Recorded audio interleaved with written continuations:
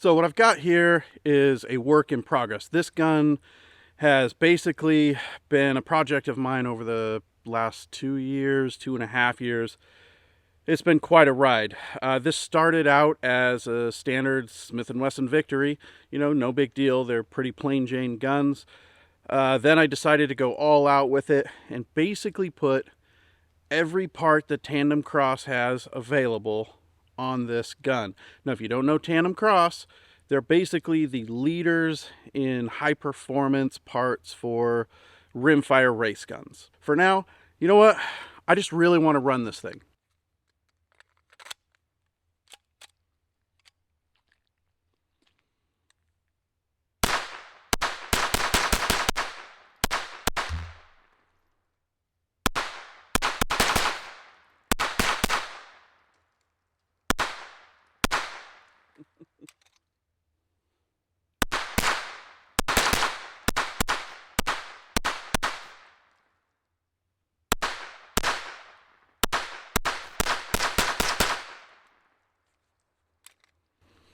I just wish that it had a higher capacity than 10 rounds. Now, I know I could probably go and I could get, I don't know, there's 4 or 5 other 22 handguns that I could buy that have larger mags than that.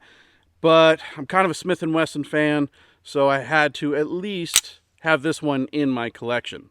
One of the things that I struggled with right out of the box with the Smith & Wesson Victory is feeding issues. Now, that's something that's fairly typical for this gun, so I wasn't too terribly surprised.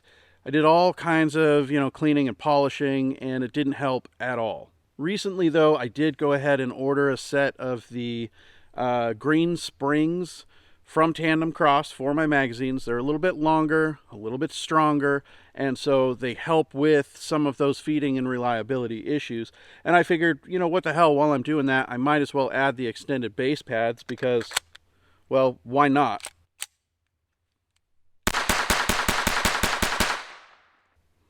That's basically the first time that I've been able to run an entire mag through this gun without having it jam up or malfunction or shit out on me in any way, shape, or form. If you own a Smith & Wesson Victory, you need these green springs in your mags. There's just no getting around it. It's a must-have. You can probably tell that this barrel isn't stock either. This is the Spitfire barrel from, of course, Tandem Kross. Now, the Spitfire came with this thumb rest, which I actually really like. I felt like the thumb rest itself, or thumb ledge, accelerator, whatever in the hell you want to call it, it was a little smooth for my taste. So I got some grip tape and I put the grip tape on there, and that is a whole hell of a lot better. I'm also using their Pro Comp, the Tandem Kross Pro Comp on here. Does it need a comp? Probably not. But you know what? I love over-the-top, ridiculous, crazy, like out of control guns. I just can't help myself. This is my addiction. My name's Mike. This is 360 Tactical Solutions, and we're not trying to get over any gun addictions here. We're trying to feed those addictions. And what better way than parts from Tandem Kross on your 22? I really like the Halo charging handle here. It's not like some of the other ones that were available out on the market where it's more of a hook style. This, I like it. I can grab a hold of it pretty easy. Really easy to use. Let's see, what else did we add? Oh, we've got the extended safety, which is nice because it acts as a thumb ledge. I can go ahead and rest my thumb on there as well as up here. It's nice because it's super easy to just flick with my thumb and hold down as I shoot. You may notice also I've got the Hive grip here as well. It's rubberized. It's got finger grooves, which normally I hate, but for some odd reason, with the size and shape and just design of this grip, it just works well for my hands. I did go ahead and also add the extended mag release. The extended mag release is okay. It comes with 2 different heads. One of them just sticks out way too far to be actually usable. This is the shorter one, and honestly, it's almost like an octagon, and the edges are kind of sharp. Not a big deal, but I don't know. I don't really like it. I like the extended mag release, but the photo that Tandem Kross shows on the website actually shows a flat one that comes backwards a little bit. I'm a little bit disappointed because I thought that that was going to come in the kit with this, but it didn't. I don't see that part anywhere on their site, so it is what it is. I'm going to keep it because I do like the extended mag release, especially when using this Hive grip. The Hive grip comes up a little bit higher than the stock one, so you need a little bit more purchase area for your thumb for the mag release. The other thing that I did add was the flat face trigger from Tandem Kross. One thing is though, be careful when you adjust this trigger out. I got it installed, I got it adjusted out to where I thought that it was functioning properly. Woke up early one morning, headed out here to do a little shooting and test this sucker out. It's about a 35-minute drive from my house. Everything seemed to be functioning fine at home. I got out here, I set up all my shooting supplies, and dead trigger. It did nothing. Of course, I didn't have any tools with me. No Allen wrenches to change the set screw to kind of back out a little bit and make it function again. I didn't have any Allen wrenches to pull the top end off. That was kind of my bad. I should have had a toolkit with me, but I didn't. Just make sure that if you install this trigger, you're careful about your adjustments, and when you take it out to test it, also make sure you bring some tools with you. Don't forget those at home. All in all, you know, this Smith & Wesson Victory has really done a big transformation. I did have the, I don't know what it's called, the circular peep sight on the back, but I am a big fan of red dots, so I took that off and I got the Tandem Kross optics mounting platform. I really like this one because like the directions have like a dozen different optics that you can mount to this. They are very secure. It doesn't move. As you can see here, I have the Siley Bull competition optic. This thing is massive. Let's see if we can kind of get an idea of how big that is. It's pretty big. We'll do a little side-by-side comparison of this with the Hollow Sun 507 comp, as well as the C&H Precision competition optic.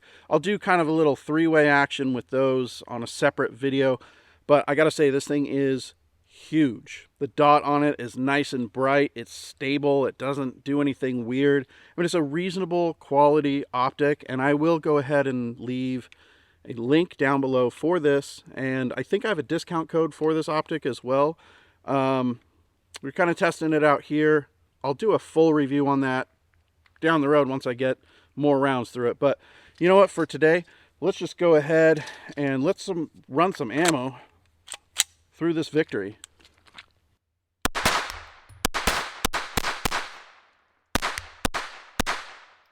So far, I'd say this Siley Bull competition optic is pretty good fit for the Smith & Wesson Victory.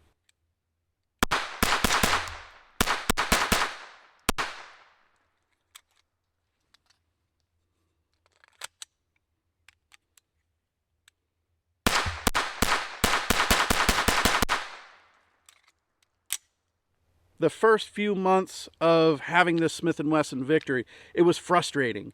It didn't run right. It choked up all the time. It was cheap and it ran like a piece of crap. And the only way to fix this gun was to just deck it out in everything that Tandem Kross has available. And honestly, now that I've got it running and now that I've got the full gambit of parts on here, I want to say this is going in my top 5 favorite guns. I don't want to pin myself down there. It's going in my top favorite guns now, that's for sure. I don't want to give it a number yet. We'll give it a little more testing, but it's really getting there. I'm really enjoying this thing, seriously.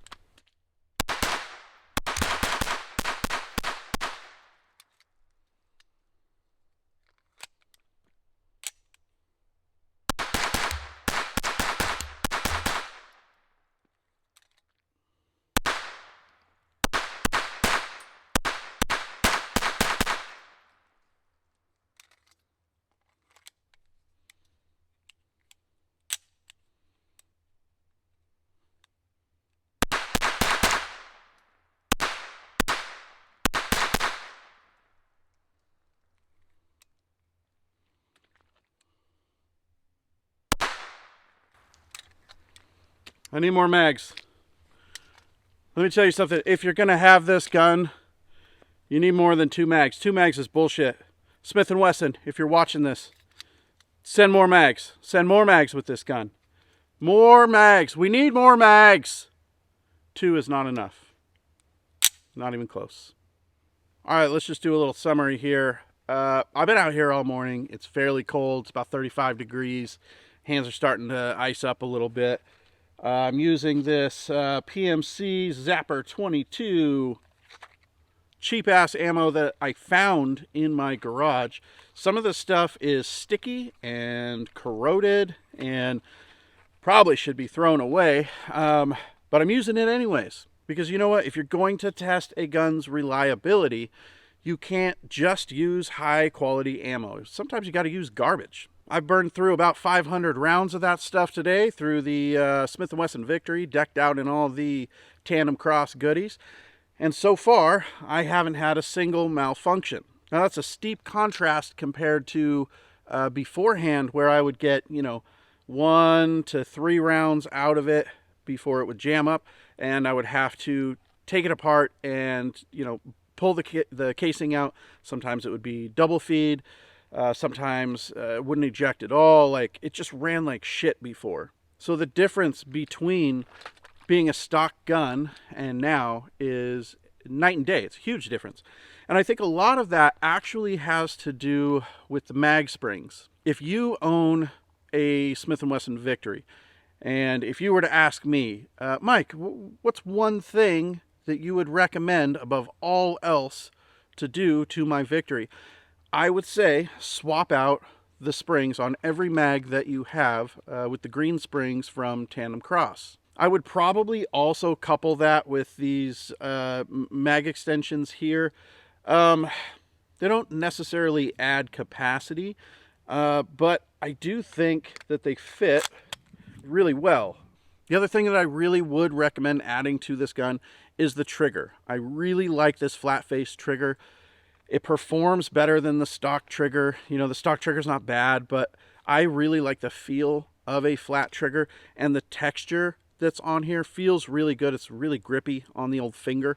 Also, it's got a lot of adjustment for pre-travel and over-travel, so that's nice. My initial thoughts on this Siley Bull competition optic, I think that it works really well. Like I said, I've put right around 500 rounds, probably closer to 550. I think I've got another open box of ammo over there, so before I leave, it's going to be 550. I put about 550 rounds through this gun, and I did a quick little rough optic zero on this thing, and it's hitting every time. The one thing that I really like about this, like the main thing, is this window is friggin' massive. It's bigger than any other optic that I have at home, and we'll take a closer look at this in the actual review, but the optic glass is in this center part, and then we have like 2 barriers right here that come up higher than the optic glass. That's going to help you hopefully not break the glass if you accidentally drop your gun. Now, I'm not going to drop my Victory here. I'm in the muck. This is basically, you hear that? I'm in the swamplands right now, and it's freezing cold. I'm not dropping this sucker. But if you were to drop this, I think that it would probably sustain a fall pretty well due to these things. All in all, I think it's a great optic for the price. There are a lot of different 22 pistols that you can buy. I don't know why the Smith & Wesson Victory just kind of caught my eye, but it did. I had to have it. I bought it. Now I have all the cool parts on it. And you know what? Honestly, I ain't mad. I ain't mad at all. I could have bought a Ruger. I could have bought a Buckmark. I could have bought several other items. I could have bought a M&P 22. You know what? I like the Victory. It's working really well, and most of all, I love the Tandem Kross parts that are on it. I'm going to go ahead and spend a little bit more time shooting, and then I'm going to get the hell out of here before my hands ice up too much more. Glad that you guys stopped in and watched this video. If you have any questions, feel free to get down in that comment section and leave a question or a comment or some hate mail. You know what? I don't care. I'm going back to shooting.